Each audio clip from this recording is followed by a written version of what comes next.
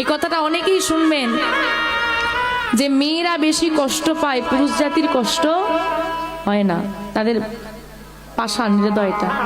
কোনো দিন এই কথাটা ভেবো না, তারাও মানুষ, তাদেরও কষ্ট হয়। তফাৎটা কোথায় জানো? নারী জাতি বলতে পারে, কাঁদতে পারে, চিৎকার করতে পারে, পুরুষ করতে পারে। আর এখন চলতি কথায় অনেকে বলে পুরুষ বলতে পারে কেন, কেন তা সমাজ বলবে বলে। না, আসল তত্ত্ব এটা নয়।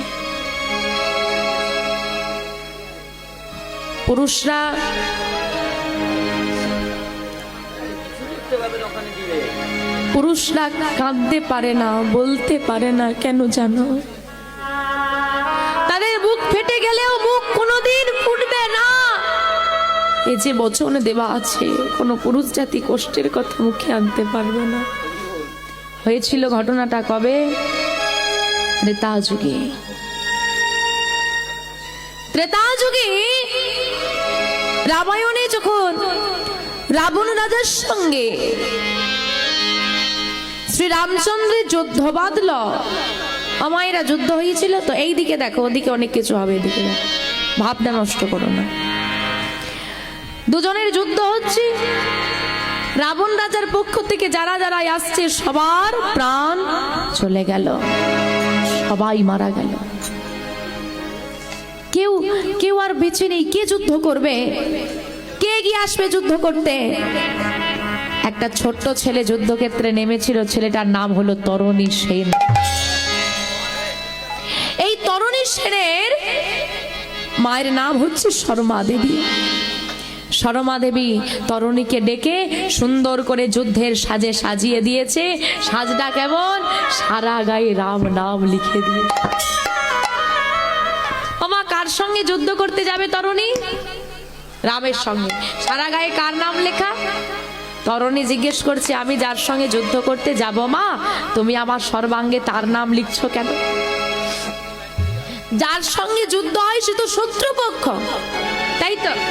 তা শত্রুর নাম গায়ে কেন লিখছো? তরণীকে বুকে জড়িয়ে ধরে মা বলছে, কোনোদিন এ কথাটা আর মুখে রাখবি না। যুদ্ধ যার সঙ্গেই হোক না কেন, একটা কথা মনে রাখবি, ওই রামচন্দ্র হলেন স্বয়ং ভগবান। এই যে তোর যে নিঃশ্বাস, এই যে প্রাণ বায়ু, এটা হলো পরমাত্মার, পরমাত্মাই হলেন শ্রীরামচন্দ্র। মা, আমি তো ছোট্ট বালক মাত্র, এত বড় যোদ্ধা যাকে তুমি বলছো পরমাত্মা, তার সঙ্গে কি আমি যুদ্ধ করতে পারবো মা? ছেলেটা জিজ্ঞেস করছে। শর্মা দেবী বলছে, তুই যুদ্ধ করতে পারবি না। কেন পারবো না? আর না পারলে কি হবে মা? যদি তুই যুদ্ধ করতে পারবি না তো সে তো ভগবান ওই যুদ্ধক্ষেত্রে গিয়ে কিছু সময়ের মধ্যেই তোর মৃত্যু হয়ে যাবে। প্রভু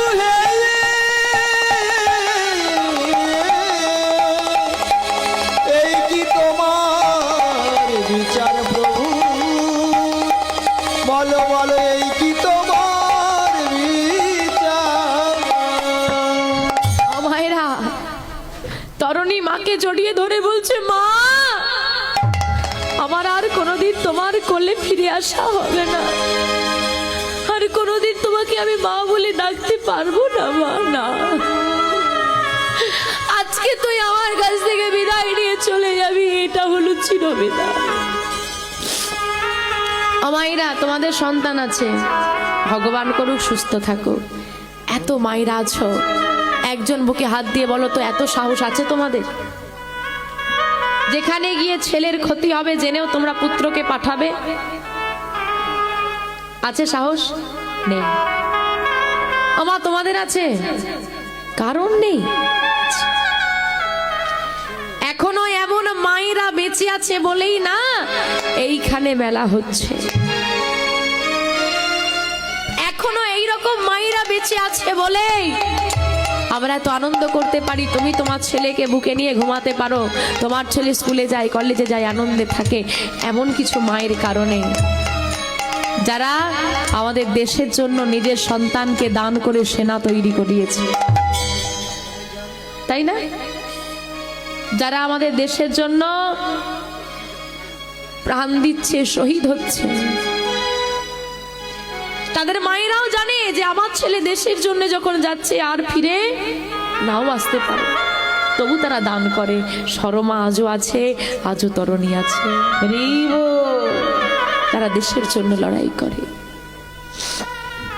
এদিকে তরণীকে বলছে, তরণী চোখে এক ফোঁটা যেন তোর জল না থাকে,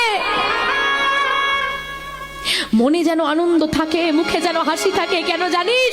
ভগবানের হাতে প্রাণ যাবে, এটাও তো বড় সৌভাগ্যের। নিতাই গৌর হরি বল। ভগবানের তো চরণ পাই না আমার, আর তুই তো ভগবানের হাতে প্রাণ দিবি। বল বল কত সৌভাগ্য। এইবার দেখুন মা নয়ন জলে বুক ভাসিয়ে মা বিদায় দিয়েছে। তরণী আনন্দ করতে করতে যুদ্ধক্ষেত্রে এসে দাঁড়িয়ে পড়েছে। আর যেই না প্রভু শ্রী রামচন্দ্রের বিপরীতে দাঁড়িয়েছে, শ্রী রামচন্দ্র বলে উঠল, কেই বালক, কেই বালকের পিতামাতা? সেই পিতামাতার হৃদয়ে কি একটু মায়া নেই, দয়া নেই? এতটুকু ছেলেকে পাঠিয়ে দিয়েছে যুদ্ধক্ষেত্রে। বিভীষণ। বিভীষণকে রাবণ রাজার ভাই, ছিল কার পক্ষে? এই জন্যে বলে ঘরশত্রু বিভীষণ। বিভীষণ যদি না থাকতো প্রভু শ্রী রামচন্দ্রের জেতা কিন্তু মুশকিল ছিল। একমাত্র বিভীষণই জানতো যে রাবণ রাজার পক্ষ থেকে যারা যুদ্ধ করতে আসবে তাদের বিশেষত্ব কি। কানে কানে বলে দিয়ে চলে গেল, একে তুমি বধ করতে পারবে না, খুঁজে পাবে না। আরে যার সঙ্গে যুদ্ধ হচ্ছে তাকে ভগবান দেখতেই পাচ্ছে, কার সঙ্গে যুদ্ধ হচ্ছে রে বাবা? ওই কানে কানে বলে দিয়ে গেল, এর নাম মেঘনা, এই মেঘের আড়াল থেকে যুদ্ধ করছে বাবু। ওই মেঘের প্রভু এই মেঘের আড়ালে থাকে, যতক্ষণ না মেঘ সরাতে পারছ ততক্ষণ তুমি একে বধ করতে পারবে না। প্রভু তো জানতেই পারত না। বিভীষণকে ডেকে বলছে, এই ছেলেটাকে, এর বাবা মাকে বলো এতটুকু ছেলেকে কেন যুদ্ধ করতে পাঠিয়েছে। বিভীষণ বলছে, আমি সবাইকে চিনি প্রভু, এই ছেলেটাকে আমি চিনি না। যেই হোক না কেন তোমার বিপরীতে দাঁড়িয়েছে মানে তোমার শত্রু। যুদ্ধ করো প্রভু, তুমি যুদ্ধ করো। শুরু হলো যুদ্ধ।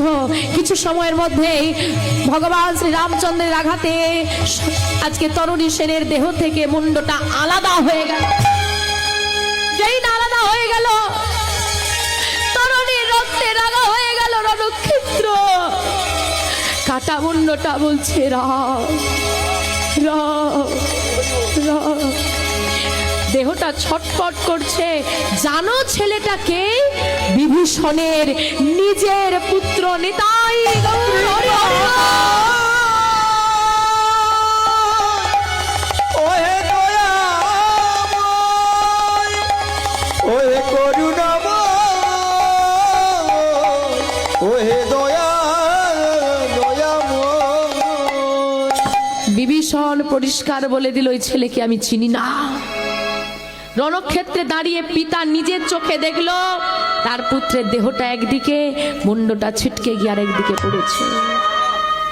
বিভীষণের মনটা চাইছে ছুটে গিয়ে ওই দেহটাকে একবার জড়িয়ে ধরি, ওই মুন্ডটাকে গিয়ে বলি একবার বাবা বল, একবার তুমি কারে হাসাও, কারে কাঁদাও গো? তুমি কারে হাসাও, কারে কাঁদাও গো? বলো এই কি তোমার লীলা, এই কি তোমার, এই কি তোমার লীলা? কৃপাময়,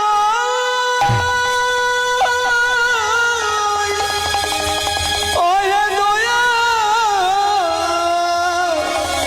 দয়াময়, ওহে করুণাময়,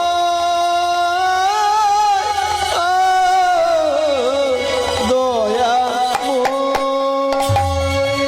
ও বাবারা, বুকে এত সাহস আছে। সন্তানের একটু কষ্ট হলে মায়েরা বাবারা ছুটে যায়, কি করলে সুস্থ। আজকে